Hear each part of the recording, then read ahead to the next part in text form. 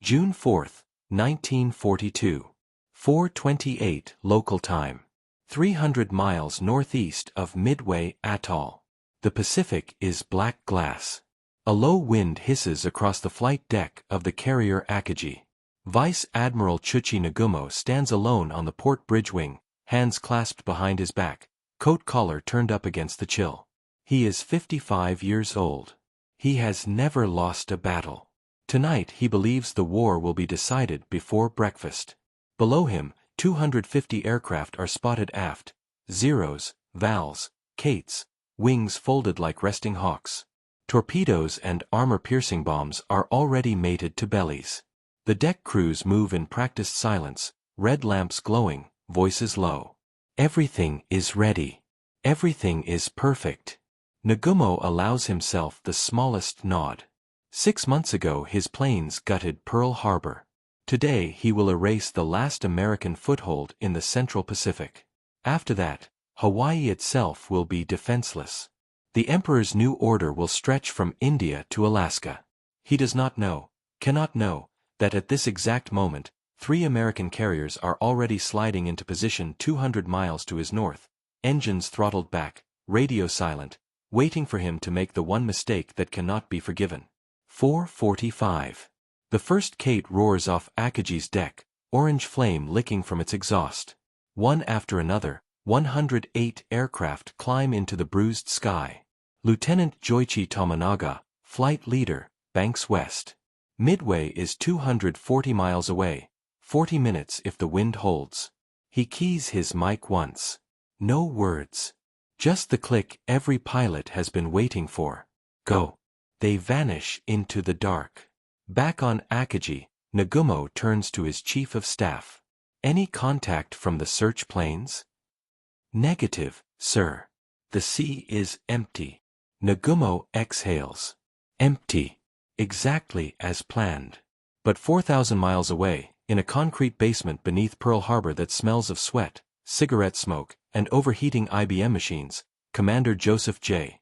Rockefort is staring at a strip of yellow teletype paper that says the exact opposite. The paper reads, in plain English, enemy carrier group will reach point 32N173W at 0500. 4 carriers. Repeat. 4. Rockefort's eyes are red slits. He hasn't slept in 3 days. He is wearing bedroom slippers and a purple velvet smoking jacket because shoes feel like torture now. He looks half mad. He is half mad. And he is right. This is where the 2 stories collide. The A story is steel and fire and men screaming in burning cockpits. The B story is paper, ink, and the loneliest fight most people will never hear about. Let's go back, before the war, before Pearl Harbor, before anyone believed the Japanese Navy could ever be read like an open book. Washington, D.C. 1939. The U.S. Navy has a problem. Japan's diplomatic codes, purple, have already fallen to American codebreakers. But the Imperial Navy uses something far uglier, JN 25. A 5-digit super-enciphered monster that changes codebooks every 6 months and throws in random additives, just to torment the people trying to solve it. The Navy's code-breaking unit, OP-20G, is drowning. They need a lunatic who speaks Japanese, thinks like a mathematician, and refuses to quit. They find Joseph Rockefort in a backwater listening post in San Diego. He is quirky, abrasive, and terrifyingly smart. They ship him to Hawaii and lock him in the basement of Building 1 at Pearl Harbor with 39 other misfits. Jazz musicians who can hear patterns, former missionaries who grew up speaking Japanese, poker players who can smell a bluff in a column of numbers. They call the place station HYPO. Officially, it doesn't exist. Unofficially, it is the only thing standing between the United States and annihilation. May 1942. A single cryptic message comes in. Objective AF. Invasion force departs May 27th. AF. 2 letters that could mean anything. Washington thinks the Aleutians. Some think Australia. Rockefort thinks Midway. He needs proof.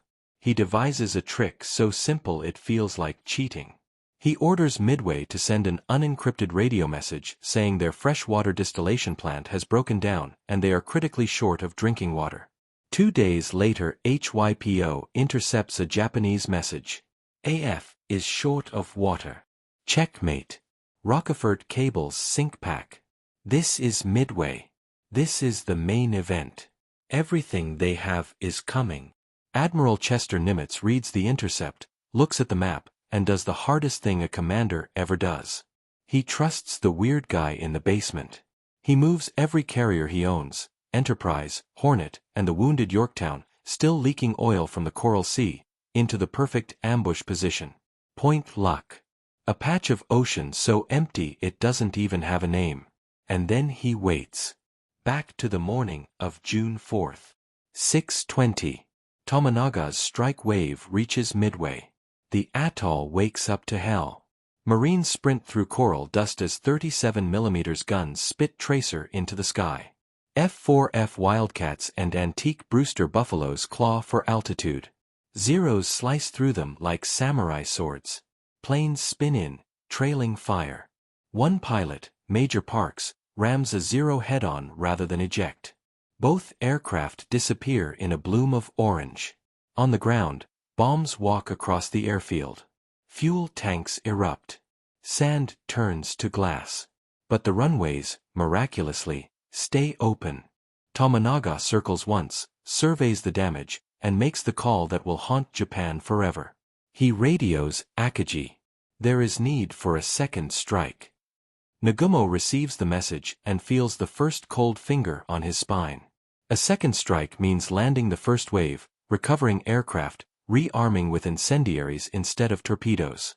It means his decks will be clogged with fueled, bombed-up planes for at least an hour. It means vulnerability. He hesitates. His staff argues. Captain Fukuda, still recovering from appendicitis, limps onto the bridge and begs for the second strike. Others plead to keep the torpedoes. American carriers could appear any second. Nagumo makes the decision that loses the war. Prepare the second strike on Midway. Below, armorers swarm. Torpedoes are wrestled off. Land bombs are rolled on. Gasoline hoses snake across the deck. One spark now would be catastrophic. 7:02. A lookout aboard the cruiser Tone screams the words no one expected to hear. Enemy aircraft bearing 195. Dive bombers. High above, Lieutenant Commander Wade McCluskey of Enterprise has been flying in circles for an hour, almost out of fuel, chasing a ghost. Then he sees it, the telltale wake of a Japanese destroyer racing north to rejoin the fleet. He turns to follow the wake like a bloodhound. It leads him straight to Nagumo. McCluskey's 30 Dauntless roll in from 19,000 feet. Behind them, another 30 from Yorktown. No one sees them. The Japanese Combat Air Patrol is down at sea level, slaughtering American torpedo planes that arrived minutes too early. The sky opens. The first 1,000-pound bomb punches through Akagi's deck amidships. It detonates in the hangar. Secondary explosions rip outward, aviation fuel, torpedoes, bombs stacked like cordwood. In seconds the flagship is a torch. 50 feet away, Kaga takes 4 direct hits. Her deck park of aircraft becomes a single roaring fireball. Men are incinerated where they stand. Soryu is next. 3 bombs. One rips the elevator off its hinges and hurls it into the sea like a playing card. Black smoke pours 1,000 feet into the sky. In 6 minutes, the heart of Japanese naval aviation dies. Nagumo stands on Akagi's bridge, flames licking at his feet, refusing to leave. Aides physically drag him down the ladder. His cap is on fire. He does not notice. Only Hiryu, steaming north, escapes the first wave. Her captain, Yamaguchi, launches everything he has, 18 Vals, 6 Zeros, straight at the American carriers. They find Yorktown. 2 torpedoes gut her. She lists hard, dying. But American scouts have already found Hiryu. At 1700 hours the final dive bombers fall out of the sun. 4 hits. Hiryu burns from stem to stern. Far to the west, aboard the super battleship Yamato, Admiral Yamamoto receives the reports one after another. Akagi, gone. Kaga, gone. Soryu, gone. Hiryu, burning. For a long time he says nothing. Then, quietly, discontinue the Midway operation. The most powerful fleet ever assembled in the Pacific turns tail and runs. In the basement at Pearl Harbor, Joseph Rockefort finally takes off his slippers, lays his head on the table, and sleeps for 18 hours straight. The Japanese admirals were confident. They believed their codes were unbreakable. They believed the Americans were blind. They were wrong. And the price of being wrong was everything. But the battle is not over. Yamamoto still has battleships, cruisers, destroyers. He still has night. He still has pride. And somewhere in the dark, American submarines are closing in for the kill. Tomorrow will be bloodier than today. June 4, 1942. 1947 local time. The Pacific is on fire. 4 Japanese carriers burn like funeral pyres. Akagi, Kaga, Soryu, Hiryu. Their names will soon be scratched off the roster forever. Oil slicks spread for miles, thick as tar, catching the last red light of sunset. Men float in life rafts and on wreckage, screaming for ships that will never come back for them. Sharks move among them in perfect silence. Aboard the cruiser Nagara, Vice Admiral Nagumo stands on the open bridge, coat scorched, face black with soot. He has not spoken in 2 hours. His chief of staff quietly hands him a cup of tea. Nagumo takes it, stares into the dark liquid, and says the only thing that matters now. How did they know? No one answers. Because no one can. Far to the west, aboard Yamato, Admiral Isoroku Yamamoto stands in the same silence. The mighty battleship is steaming east at 20 knots, trying to close the distance before the Americans vanish. Yamamoto's staff officers wait for orders that never come. Finally the fleet commander speaks, voice low, almost a whisper. Tell the destroyers to recover survivors. Then set course for Hashirajima. The operation is over. An aide dares to protest. Sir, we still outnumber them in surface ships. A night action. Yamamoto cuts him off with a look that could freeze blood. 4 carriers in one morning. We have no air cover. We have no eyes. We are blind. End it. The most feared fleet in the world turns north and runs for home. But the Americans are not done hunting. 22:15. Task Force 16, Enterprise and Hornet, steams south at flank speed under a moonless sky. Admiral Raymond Spruance, the quiet cruiser commander thrust into carrier command, stands on Enterprise's bridge with Captain Miles Browning. Browning wants to pursue. He smells blood. Spruance does not. He smells Yamamoto's battleships, Yamato and Musashi with their 18-inch guns that can erase a carrier in one salvo. Spruance makes the call historians still argue about. He turns east, away from the enemy. He will not risk the only 2 carriers left in the Pacific on a moonless night against an enemy famous for night fighting. He saves the war by refusing to chase glory. Midnight. The sea is blacker than ink. Radar is primitive. Men strain eyes into the darkness. Every shadow is a periscope, every whitecap a torpedo wake. Aboard the crippled Yorktown, Captain Elliot Buckmaster fights a losing battle. 2 Japanese torpedoes earlier in the day cracked her guts open. Damage control parties have been pumping and counter-flooding for 12 hours. Men work knee-deep in fuel oil, vomiting from fumes, passing buckets of water by hand because the pumps are dead. At 2:30 on June 5, Buckmaster knows it's over. Pass the word. Abandon ship. Thousands of sailors slide down lines into the water. The destroyer Hammond ties alongside to take off the wounded. The great carrier rolls slowly to port, her flight deck lights still burning under the water like ghost lanterns. Then the submarine I-168, commanded by Lieutenant Commander Yahachi Tanabe, finds them.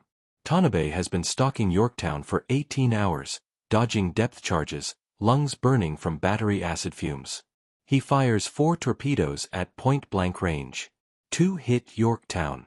1 hits Hammond. The destroyer explodes like a firecracker, her depth charges detonating underwater, killing 80 men in an instant. Yorktown shudders, rights herself one last time, and finally gives up. She sinks at 5 o'clock on June 6, taking 2,777 men with her into the deep. No, wait. Only 80 go down with her. The rest are rescued. But the Pacific now owns another American carrier. And still the question burns in Tokyo. How? Back in the basement at Pearl Harbor, Joseph Rockefort wakes up on a cot at 1400 hours on June 5. His team hands him fresh decrypts. Yamamoto is retreating. The invasion force has turned around. Midway is safe. Rockefort lights another cigarette with shaking hands. He has won the most lopsided victory in naval history without firing a shot. He will never be allowed to tell anyone how. Because the secret of JN 25 must stay secret. If Japan ever discovers their operational code is compromised, they will change it tomorrow. Every future battle, Guadalcanal, Leyte Gulf, the Marianas, will be fought blind. So the victory at Midway is announced to the world as incredible luck and superior intelligence. No one mentions the basement. No one ever will. June 7, 1942. The last shots. Spruance launches one final airstrike against the fleeing Japanese. Dauntless find the crippled cruisers Mikuma and Mogami, locked in a death embrace after colliding in the night. Mikuma takes 5 bombs and sinks with 1,000 men. Mogami limps home on fire. Then it is over. The greatest gamble in Japanese history ends in catastrophe. 4 fleet carriers lost. 1 cruiser lost. 1 cruiser crippled. 322 aircraft destroyed. 3,500 men dead, including most of Japan's elite naval aircrews. America loses 1 carrier, 1 destroyer, 150 aircraft, and 307 men. The exchange rate is so lopsided it feels obscene. But the real loss for Japan cannot be counted in steel. In the ready rooms of Akagi and Kaga, the men who knew how to hit a moving ship at 300 miles were vaporized in minutes. The instructors, the veterans of Pearl Harbor and the Indian Ocean Raid, the men who could land a Kate on a rolling deck in a typhoon, they are gone. Japan will build more carriers. She will never again build pilots like those. Nagumo returns to Japan a broken man. Yamamoto stares at the sea for days, saying nothing. When he finally speaks, it is to predict the future with chilling accuracy. I can run wild for 6 months, after that, I have no expectation of success. He is wrong by exactly 1 day. Midway happens 6 months and 1 day after Pearl Harbor. In the years to come, Japan will tighten its codes, execute suspected spies, and still lose every major battle. Because the basement never stops reading their mail. Joseph Rockefort will be denied the Distinguished Service Medal he earned. Instead, Washington, jealous of Nimitz's triumph, will transfer him to command a floating dry dock in San Francisco as punishment for being right when the brass was wrong. He will die in 1976, still classified, still silent. But on June 7, 1942, as the last smoke clears west of Midway, Chester Nimitz allows himself 1 sentence in his war diary. The Japanese have been routed. We have broken their code and their navy in the same week. The rising sun did not set that day. But it cracked, clean down the middle. And the war in the Pacific turned on that fracture forever. The Japanese admirals were confident. Until they looked into the eyes of men who already knew every card they were holding, and realized, far too late, that some secrets are more lethal than any weapon ever built.